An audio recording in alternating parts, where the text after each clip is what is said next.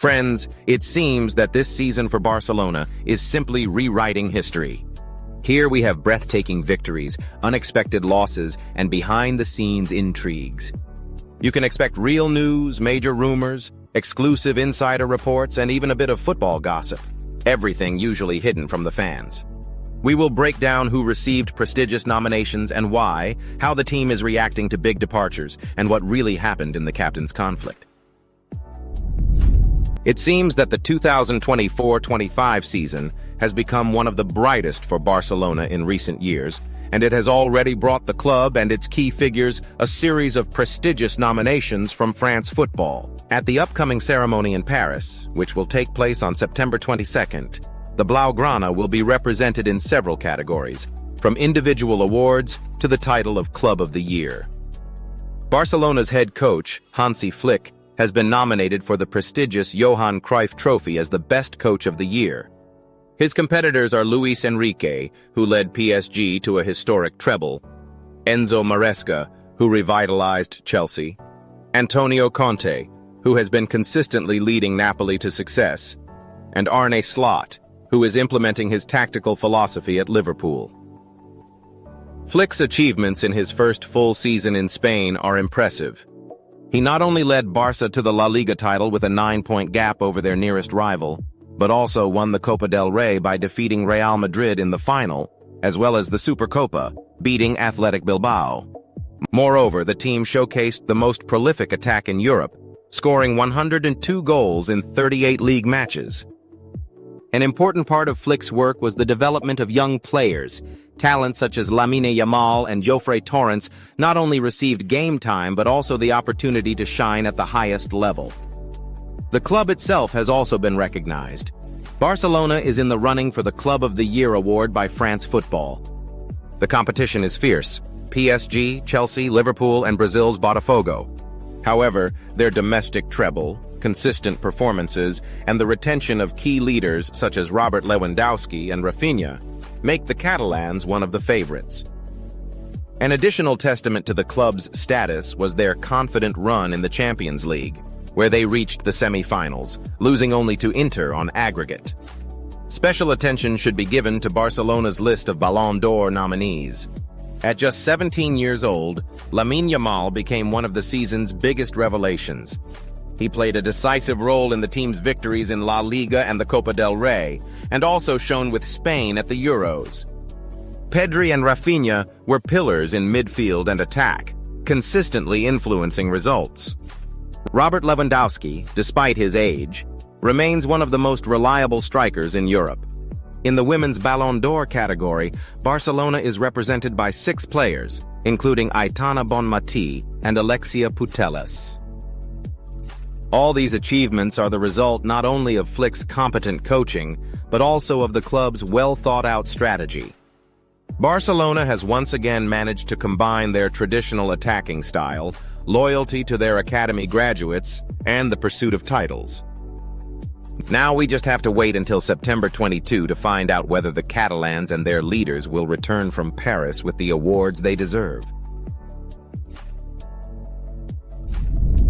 The story of Iñigo Martínez's departure from Barcelona to Al-Nassr turned out to be both unexpected and painful, not only for the fans but also for Hansi Flick himself. The Blaugrana coach called this event a very heavy blow, and admitted that he did not expect to lose one of his key players just a week before the start of the season. From the moment Martínez joined the club, Flick highly valued his toughness, leadership qualities, and ability to start attacks from deep. The central defensive partnership of Martínez and Pau Cubarsí became one of the best in Europe, and Barca's defense noticeably suffered whenever Iñigo was absent. It's no coincidence that the coach often called him a leader and a genius, fully trusting him with the implementation of a risky defensive scheme. The veteran's experience and his positive energy in the dressing room played a huge role for the team. However, as difficult as it may be, Flick is forced to look ahead. The club decided not to look for a replacement and to use the financial benefit from Martínez's departure to solve problems with registering new signings.